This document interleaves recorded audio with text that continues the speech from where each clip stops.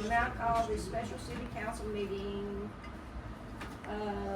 Thursday, August the 14th, to order at 6:30 p.m.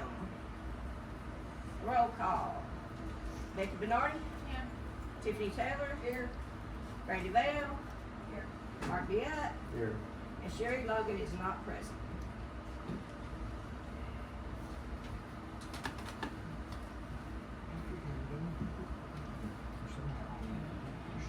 You did the education classes.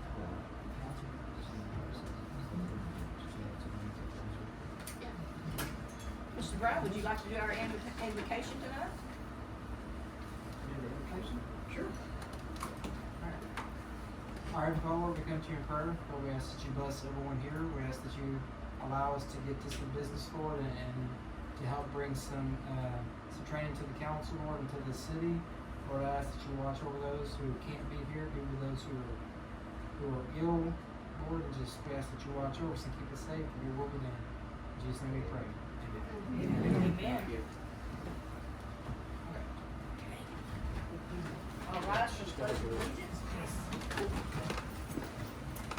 I pledge allegiance to the flag of the United States of America and to the republic for which it stands, one nation, under God, indivisible, with liberty and justice for all. Thank you all. Be seated.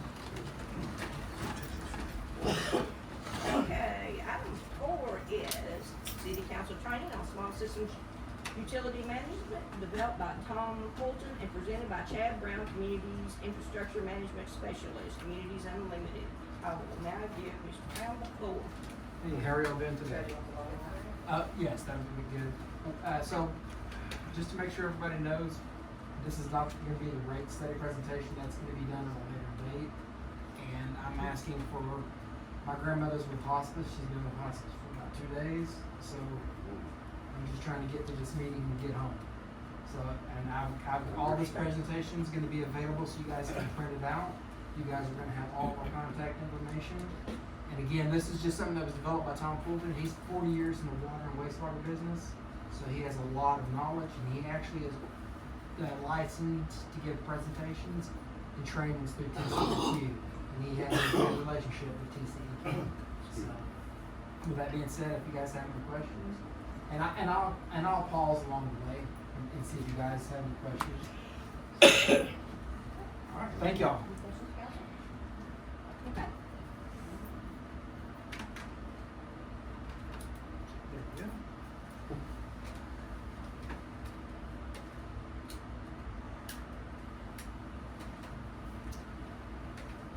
Basically, I'm just going to be going through these slides and just kind of, there's a little bit of information about Communities Unlimited prior to getting to the training part. So, again, this is small business utility management, or small system utility management. So about Communities Unlimited. Communities Unlimited is a 503 nonprofit founded in 1976 that connects people to solutions through human connections. So our mission statement is to move rural and under-resourced community areas of persistent poverty and to sustainability and prosperity. This is Communities Unlimited, so we're part of RCAP, which is the Rural Community Partnership, and this is the 7 states that Communities Unlimited is part of: Alabama, Arkansas, Louisiana, Mississippi, Oklahoma, Tennessee, and Texas, of course. This is our 2024 impact map. This is a breakdown, and again, you guys are going to get all this in printable slides, so you'll be able to go and check this out. But this is our breakdown of what Communities Unlimited has done in 2024 alone.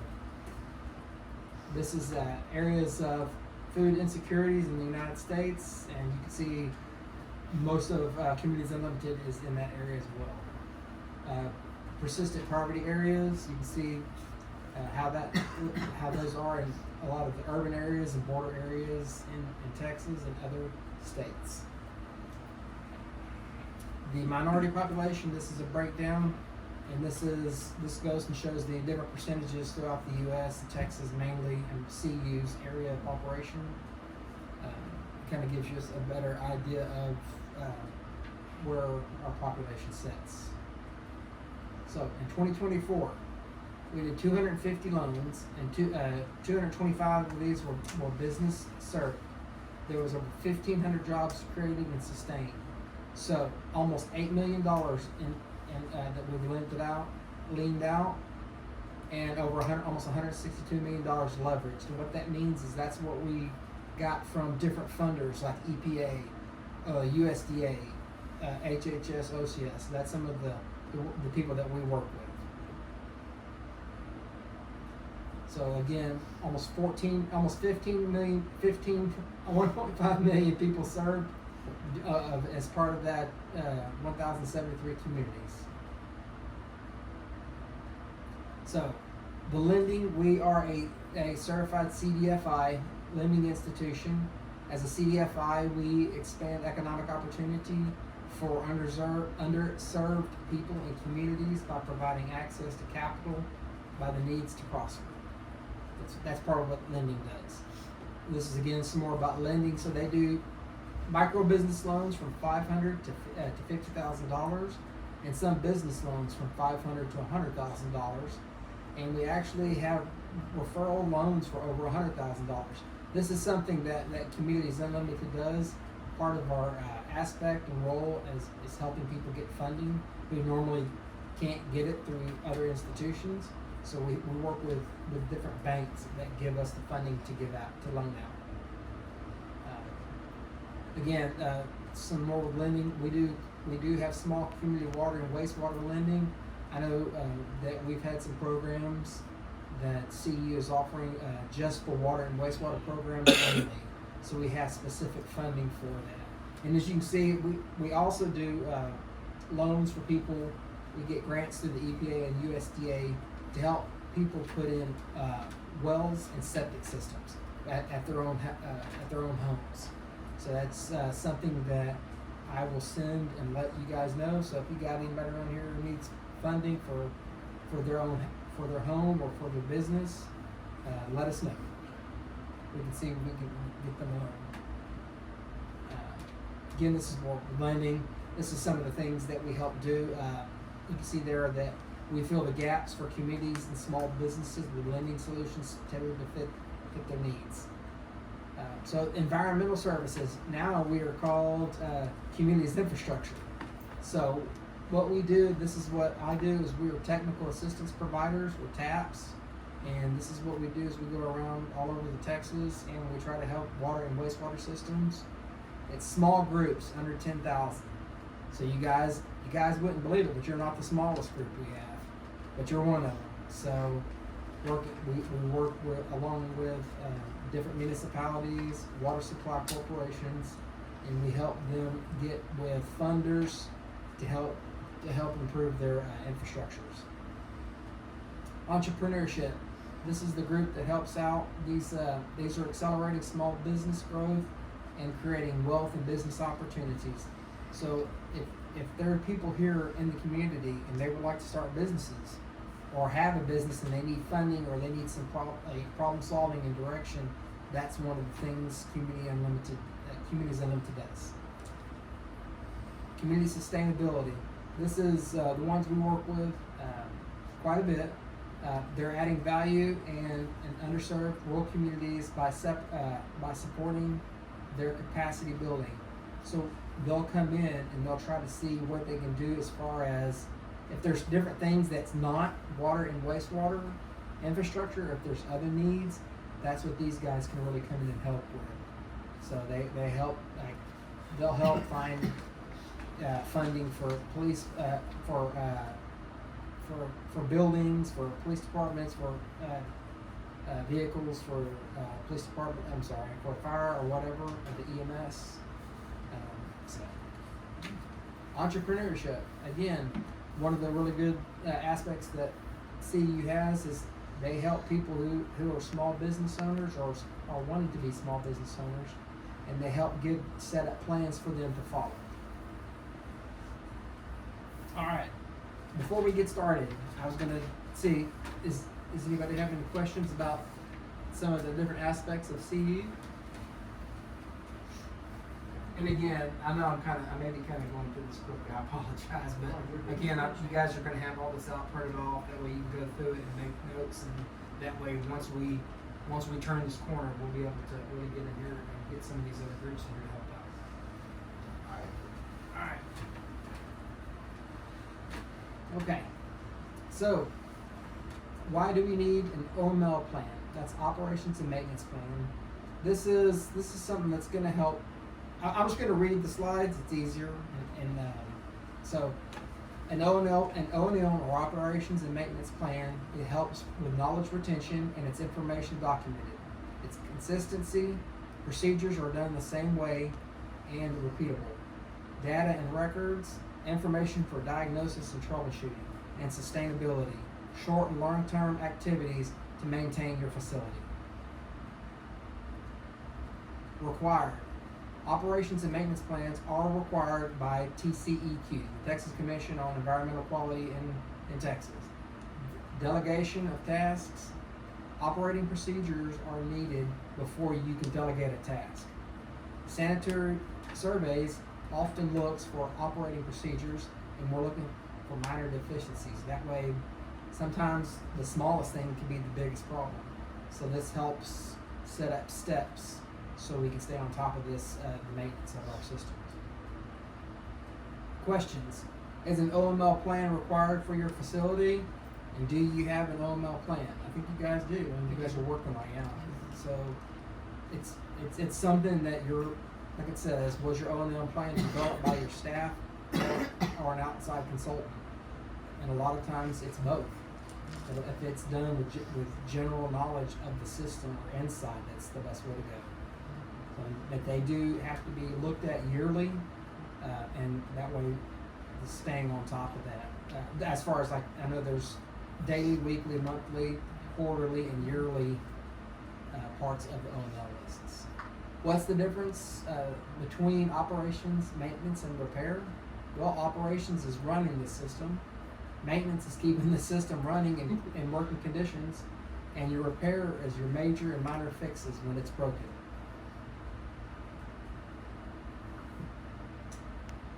What gets done?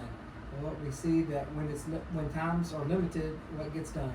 Routine operations, repair major and minor, and preventative maintenance. Again, it's just part of having that list set up and having it documented and used daily. Operational modes.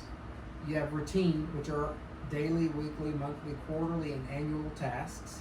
And then you have preventative maintenance types, like light duty and heavy duty maintenance. Light duty things staff can do safely, and heavy duty things is when specialized, like electrician, plumber, welder, or contractor comes in. Seasonal or other specific things, like when at Christmas time comes, you guys may have a demand that you got to have with weather conditions, having extra people on standby to help out with that. And of course your emergency. So that's something that's every day. So what should go into an O&M plan? So the TCEQ website has a really good breakdown of it. And it kind of sets, it's actually more updated. Like this was developed in 2022 and looked through here in 2024, and everything's almost still the same.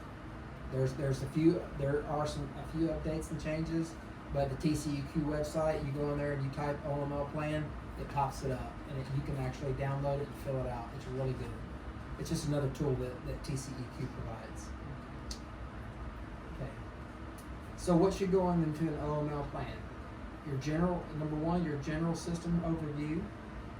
2, your contact lists. Number 3 is the process descriptions, like your source, treatment, and distribution. And number 4 is operations. Other components that may be included or standalone are going to be your emergency response plans.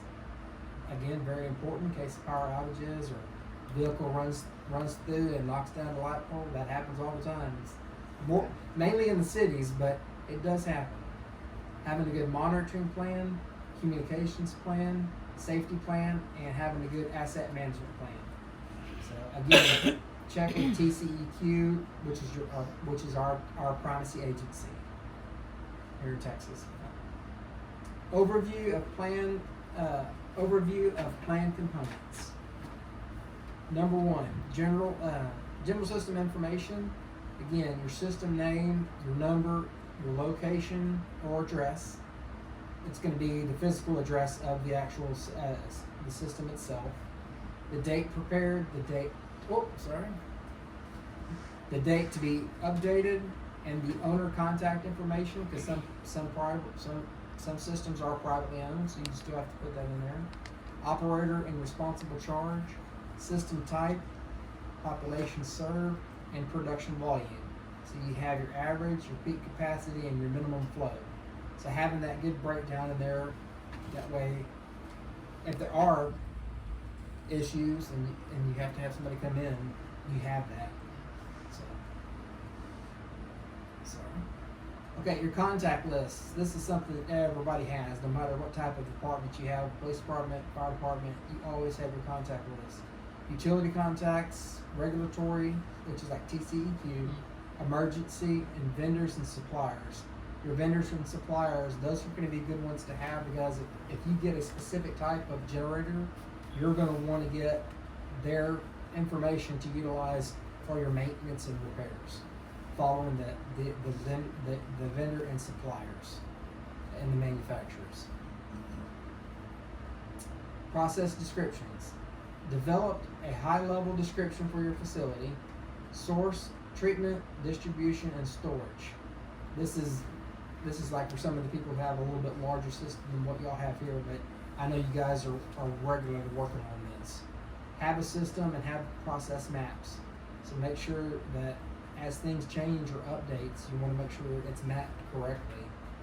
So that way you can, if there's issues or emergencies, you can get to the specific outfalls.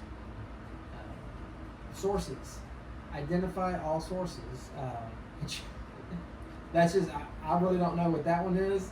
I apologize.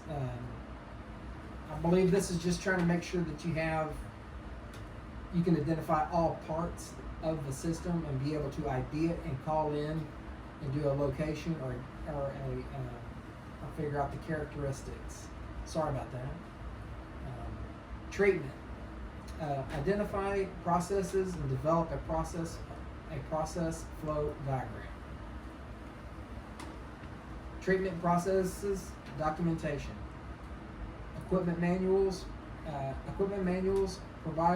providers and suppliers, startup, normal operation, shutdown, preventative maintenance, corrective maintenance, square parts, monitoring process, or spare parts, monitoring process and control, and record keeping, which you guys all understand that about knowing how to stay on top of it. Again, if you have a specific type of pump, you really want to know how to do the maintenance on it.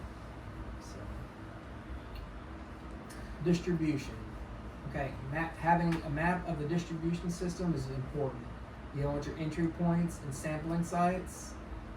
Description of key components.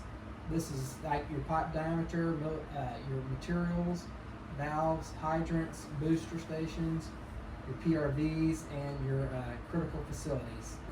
Your this is all kind of part of the preventative maintenance. So, storage. Identify all storage facilities. Inspection of the inspection frequency and checklists and critical levels. This has a lot to do when you're dealing with some of the different chemicals, making sure that they're stored properly and nobody can get to them. Activity. Select one area, which is your either a source, treatment, distribution, or storage.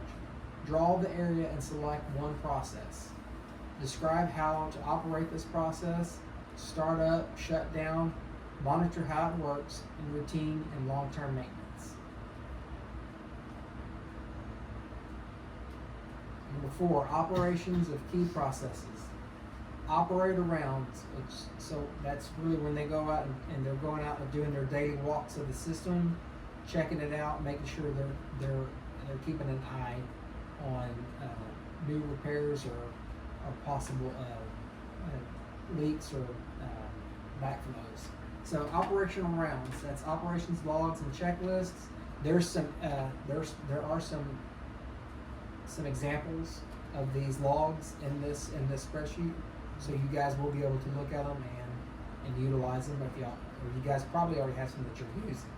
So having preventative maintenance logs is important, and your standard operating procedures, which I know you guys have. So, develop a checklist or tool that works for you. So again, all the primacy agencies like TCEQ or EPA or USDA, that they always have good little checklists that you can check and kind of and look and say, hey, I like the way they're doing something over here, so we may do an adjustment on ours. Just something to think about. A sample. Does anybody have any questions? No, I'm sorry. I know I'm kind of getting through this, so I apologize. I may go a little too quick. So this is an example of a daily checklist. Again, you can see, you can put it up top. It'll sometimes daily, weekly, monthly. That they'll show up here shortly. But it kind of talks about the task. So sampling, if you're sending somebody out to do a sample, so you can test it for the chloramine residues, or you can check the distribution system. So it just kind of gives you the ability to put that in there, so that way you can have it to file for your records. So identify operations for key processes. So this talks about the processes, chlorination, who's responsible. That's going to be the treatment operator. So it just kind of breaks it down, like what's the process and who is going to be in charge of that. Again, this is one of the ones from TCEQ. This is just one of the recommended daily operations duties and preventative maintenance. It's one that's utilized by a lot of communities. That's what's really good about TCEQ and some of the other primacy agencies, is they've already done the work, and they've got this stuff built. And they have for everybody for free. You just go in there and you find what you need, and you have your operators just go in there and say, hey, this is what we're going to start utilizing, and it's there already made for everybody. Example of a daily startup checklist. Like, I'm not going to go through this, but this is something basically is just going to be talking about how it's starting up a well pump, and then what you're doing to check it out, and then and then recording other chemical feed residuals. So basically, it's just checking the well pumps and make sure they're operational. Alright, I wasn't making sense on that last slide.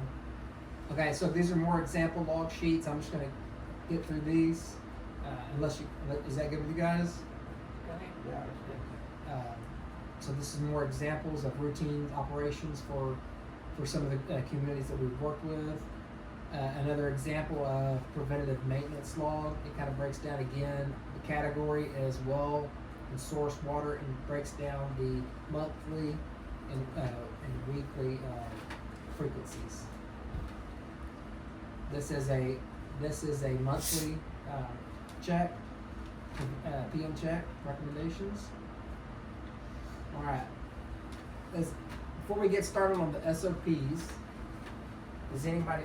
I know we may have questions, or I may have gone through some stuff kind of quickly, but we know what the operations and maintenance is about. And we know it's going to help with sustainability of the system.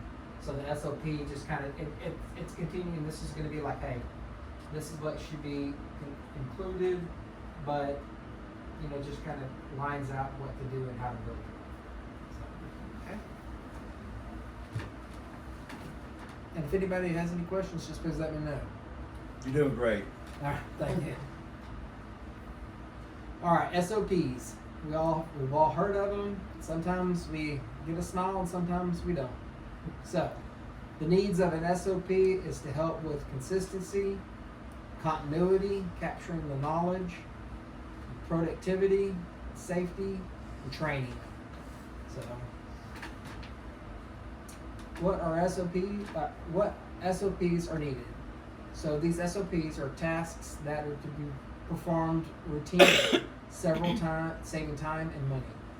Tasks that are performed more than once and operational, which is consistency, and by one person, which is knowledge retention.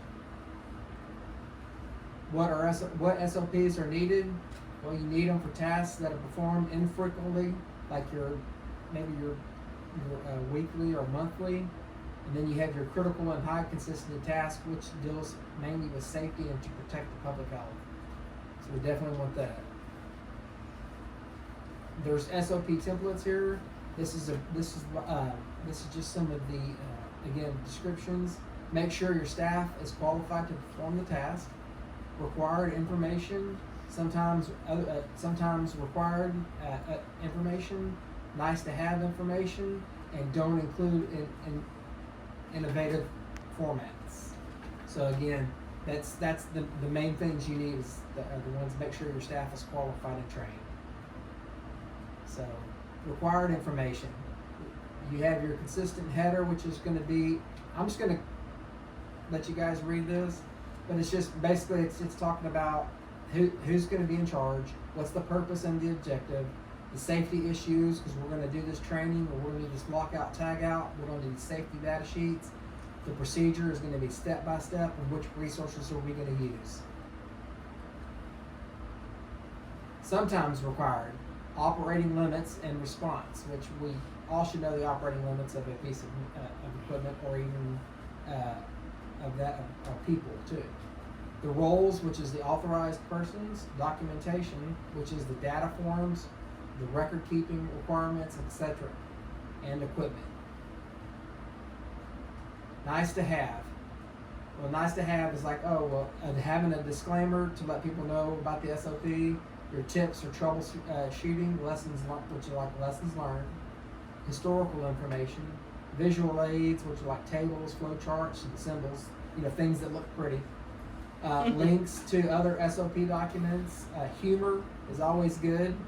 It's good to have a little bit of humor with your dull documentation, and review and distribution. Don't include. These are the things you don't want to put in there because it just makes everything crazy. The policies or procedures that are general in nature, which you would think common sense, but sometimes you have to spell some things out. Lengthy program descriptions that are reported elsewhere. Sorry, there we go. This is the stop sign, yeah. So this is just basically some examples for you guys to look through. This is going to show you how. This is just some of the asset equations This is just some basic ones to look at, some SOPs that some people have developed, and I think one of those kind of shows like way too much. I think it's listed over here. Okay. Next is asset management and fiscal sustainability planning. Okay. This is something that CU is starting to offer. It's your asset management. So once you get your system online, or once we get to a good point where the septic system is paying for itself, we can actually come out here and help you figure out exactly what you have. How much pipe do you have? How many valves do you have? How much equipment do you have? And we can help you guys put it together in a form and documentation. That way, if something happens and there's an emergency and you need a new pump, or you need new line, or line, you know exactly how much you have. So, and then also the fiscal sustainability and planning, that's going to help you put money aside for future upgrades or updates or emergency planning. So, anybody have any questions? All right, thank y'all. I appreciate it. Asset management.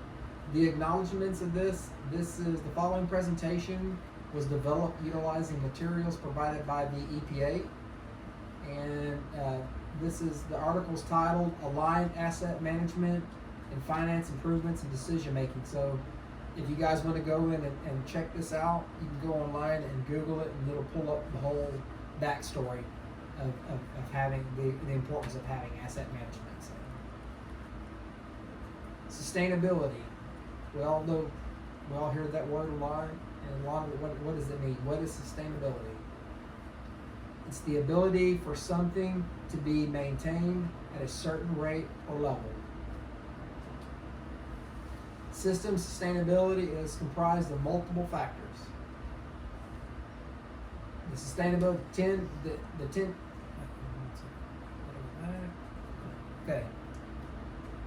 there's 10 key management areas that's deals with this: product quality, customer satisfaction, employee and leadership development, operational optimization, and financial viability. Infrastructure stability, operational resiliency, community sustainability and economic development, water resource adequacy, and stakeholder and understanding and support. All right, connecting the dots. So asset management and financial planning. Replacement costs are considered to be the annual budget, and we all know how that can change so rapidly. Long-range projections can be made to prepare for future replacements, and improvements projects can be planned to include replacements as well as meeting other needs in the system. Because we all know areas are growing, and we all need more and more water connections and more septic connections. So connecting the dots. So again, this is something that's kind of a lot. You can go through there and check it out. Again, it's just saying asset condition or risk mitigation or financial investments. So it just kind of breaks it down different levels and kind of comes into budgets, rates, and debt.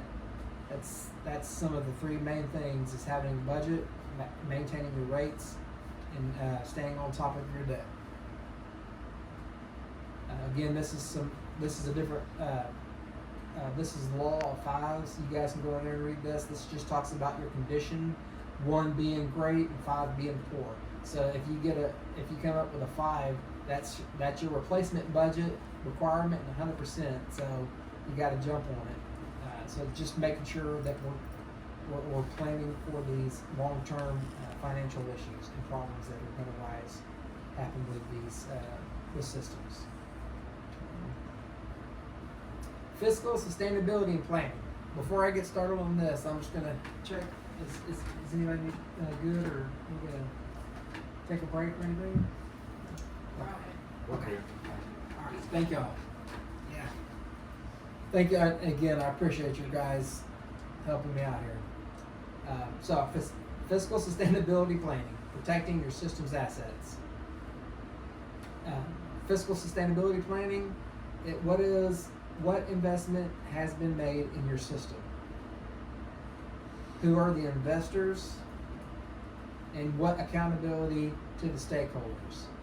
So again, it's just making sure we're staying on top of the maintenance of our systems, having funding to do that, and making sure that we're taking some of that funding and reinvesting it in the system to help for the future. So fiscal sustainability and planning, what is an asset? An asset is an infrastructure element that contributes capital value to water and wastewater system. What is asset management? What is involved? And what are the benefits of asset management plan?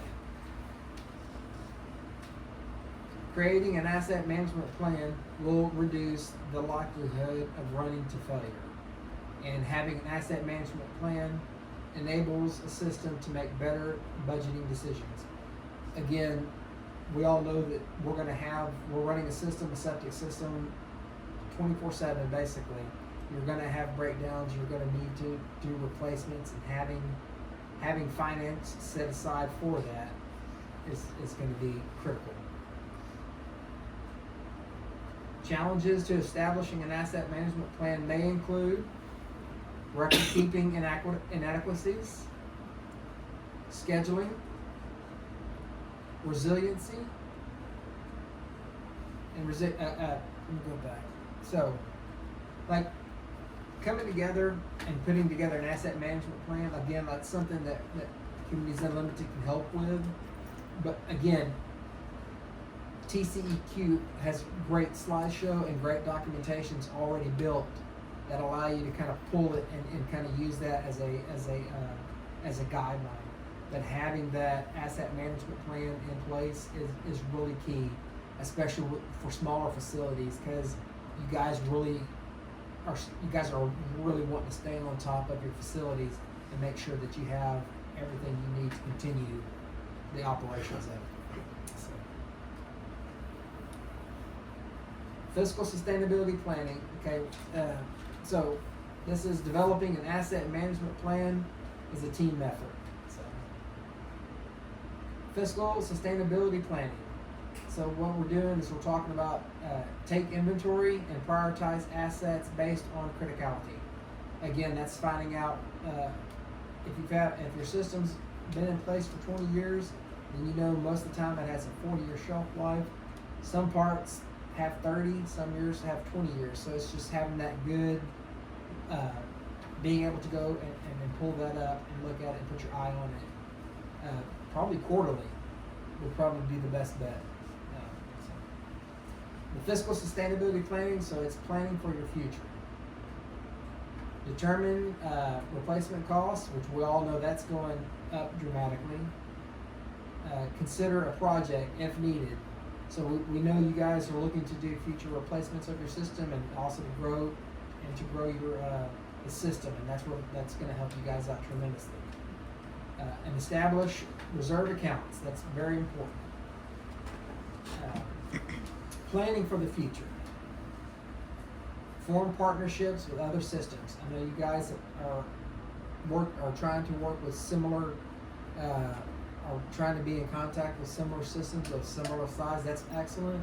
Always having communication with other water supply corporations or cities, municipalities, always helps out, especially when there's emergencies.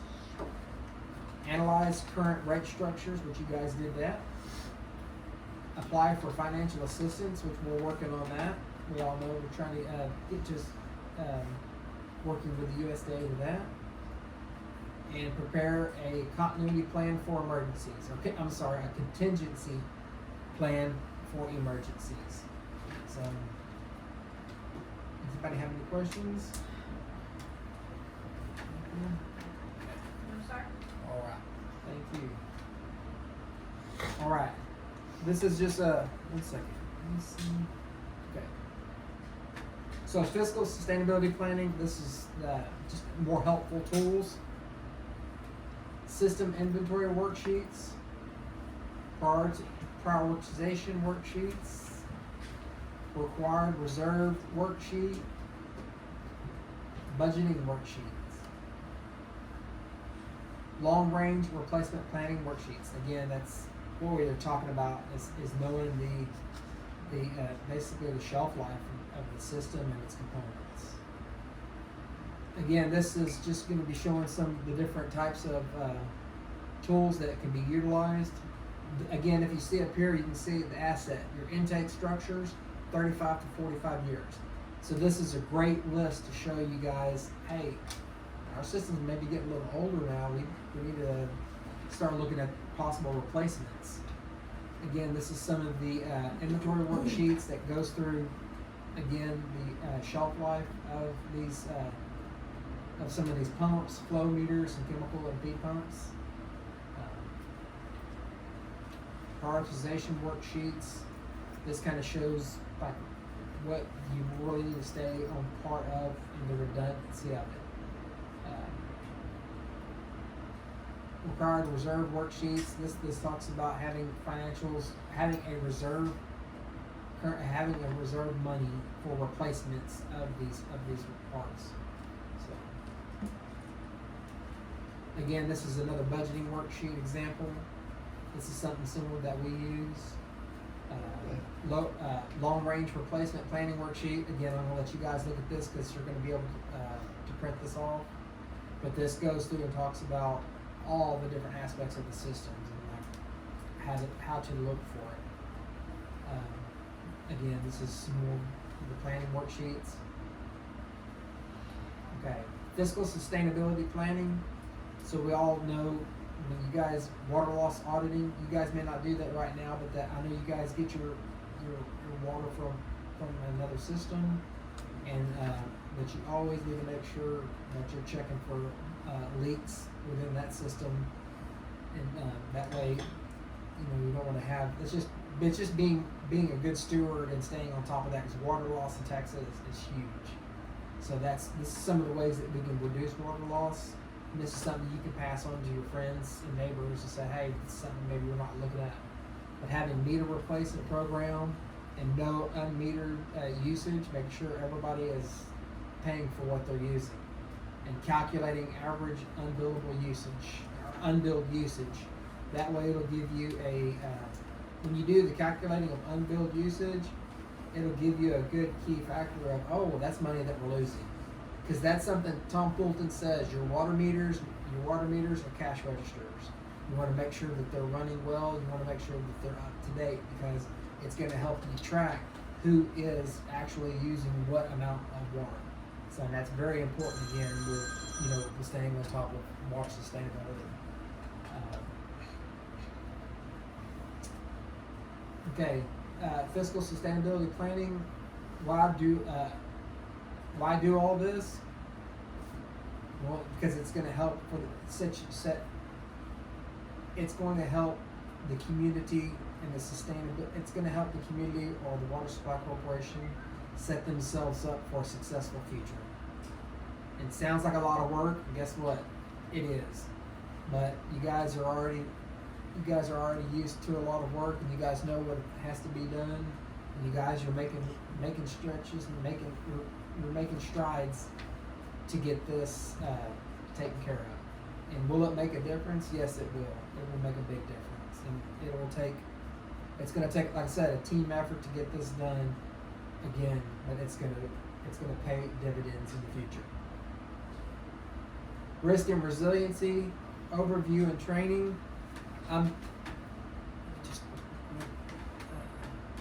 Okay. There's not many more slides left, but I'm gonna just pause real quick. Does anybody have any questions over the last? All right, thank y'all. So, risk and resiliency.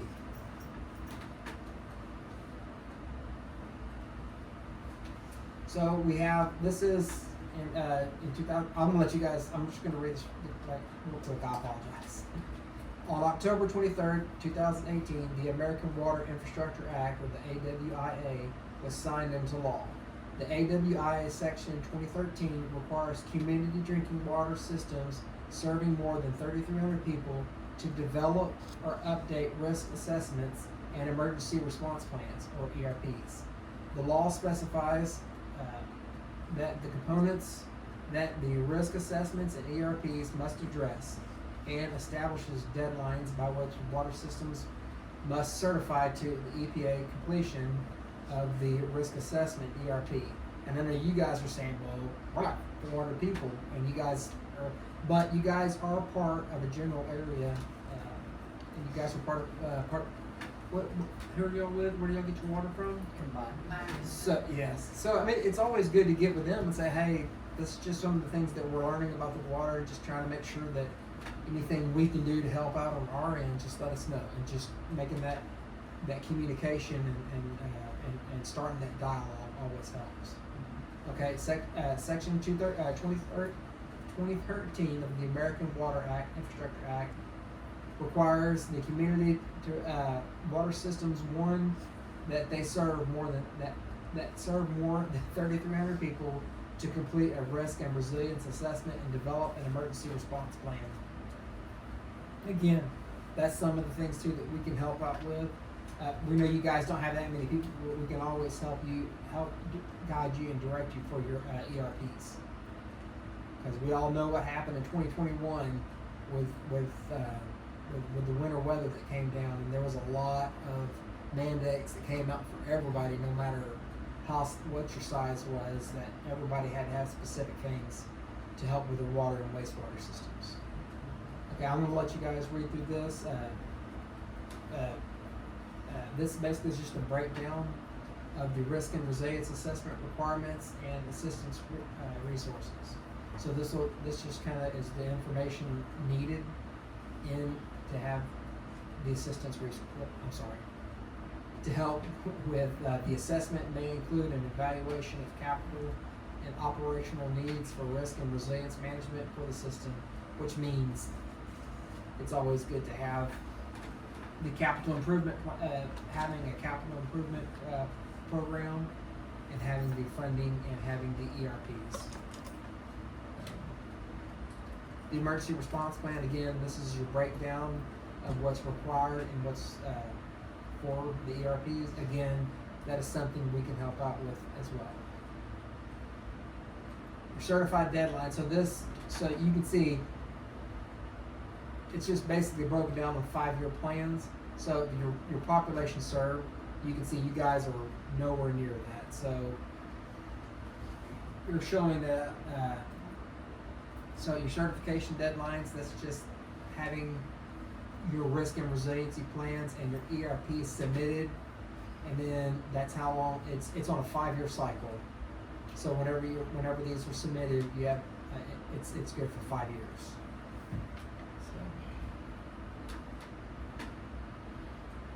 So, certification process, again, this will break down everything you guys will need. Again, you aren't the 3300, but it's always good to have this to look through. Okay, for your acknowledgement, this is, again, this EPA National Priority Area 1. If you want to go in there, this is training and technical assistance for small public water systems. You can go in there, if you type that EPA grant number there on the bottom, it'll pull up additional documentation and basically the backstory of what led to some of these new laws and regulations that the EPA, or even with TCEQ, here in Texas. So this is, again, the references breakdown. This is really good. Again, has a lot of really good information in it. All right, this is the last slide. So the contact information, again, this was developed by Tom Fulton and Cesario Villa. Cesario has retired, but both of these guys, Cesario was a double water and wastewater licensed operator here in Texas. Tom was a and a B sewer operator in Texas, and but Tom is actually my supervisor, and he has a wealth of knowledge. He's been doing this for 40 years, and these guys have a lot of information. So you can turn the volume up if you want. I'm gonna turn this off. Just turn.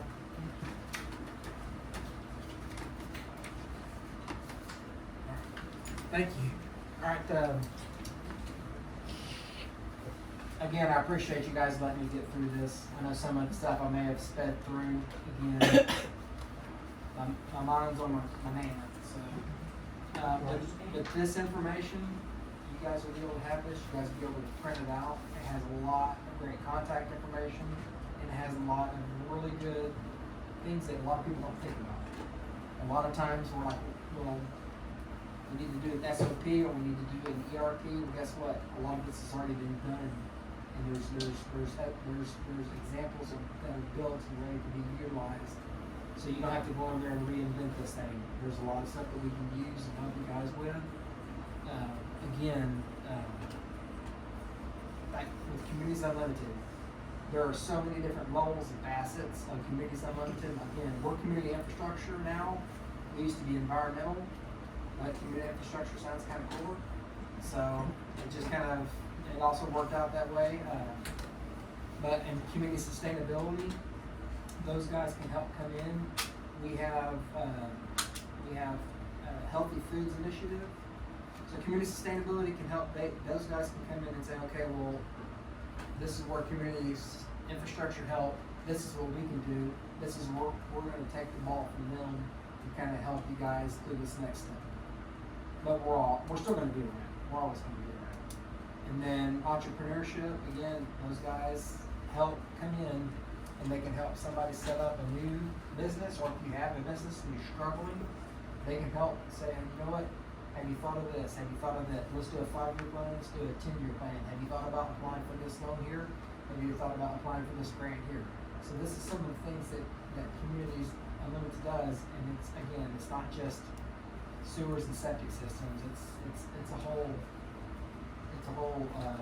gamut of goodness. So with the information, our headquarters has put together updated flyers that is more in depth for our different aspects, different groups of CU. So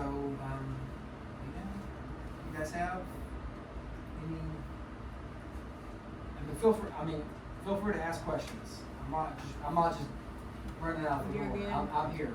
So if you guys have. As long as we're gonna get copies of it, so that way we Oh, can go yes, ahead ma'am. at leisure, then I'm yes, sure ma'am. that's whenever maybe some questions will come up. And if you can, I guess, however you, Ron, we're gonna transfer that, if you can do that, I can print it off and Okay, make sure. yes, that's what I'm gonna do. That way you guys can have it printed off. And then again, our headquarters is updating all of our flyers, and I'm gonna be able to get those out to you guys. Yeah, if So you can do that, way I can get them out to you. Yes, because it's really good. A lot of people don't realize, so Communities Unlimited is part of the RCAP, which is the Rural Community Assistance Program. So, and that's been going on through the U.S. since, almost 100 years ago. So CU just hit the 50 years, this Communities Unlimited just hit the 50-year birthday, or 50 years in, I think, July of this year. So, we've been here for a good while and plan on being here. When did Cesario? Cesario retired about a year ago. I'm sorry. I didn't even know that. Yeah. So those guys have been all over Texas, working in waters and Been around a long time. Yes, he has. He's done a lot of training. In fact, again, Tom Fulton and Cesario had a great working relationship with TCEQ that they were actually up to help in and say, okay, let's take a look, let's step back and kind of make some sense of some of these, because TCEQ seems at a violation notice, sometimes we don't know what it is. These guys can really help out and explain, this is what we're looking at, and this is maybe what we can get back to them and kind of help, stop some of the, Right. some Yeah, of the. he's helped Hawk Yes, Cove in so- the past, that's Yes, how I ma'am. figured. Yes, ma'am. Okay. Thank you very much. All right, thank you all. All right. And, so that's, if there's anything else, just, I'll be sending you guys emails out with all this information. So. All right, thank y'all. Thank you for your work. We'll be in.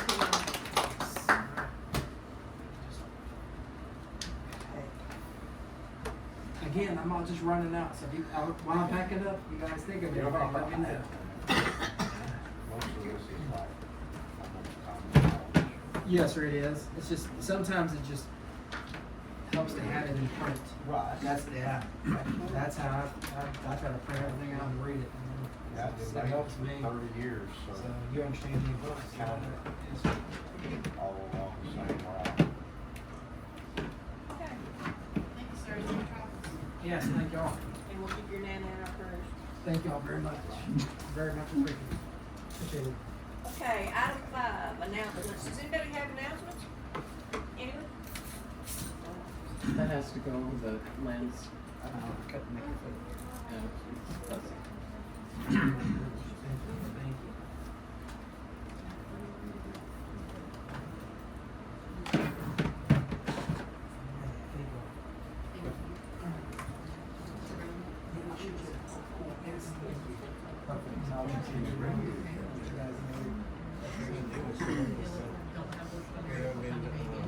Oh, I got you. Yes, Okay, I'll that's see that fine. to you. I'll let. It was dead. Yes. I didn't see it. I was screaming. Thank you again. All stay safe. Have a good day. God bless you. God Please bless. have a safe trip home. Thank Hey, y'all. Mr. Yes. Brown, Yes, ma'am. Prayers for your family. Thank you very much. Y'all stay safe.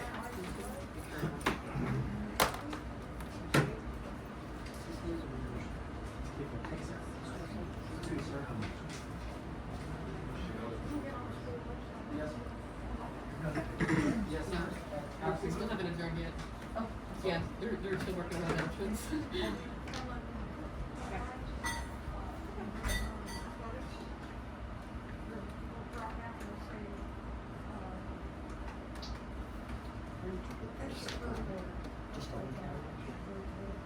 Over by Jennifer's office.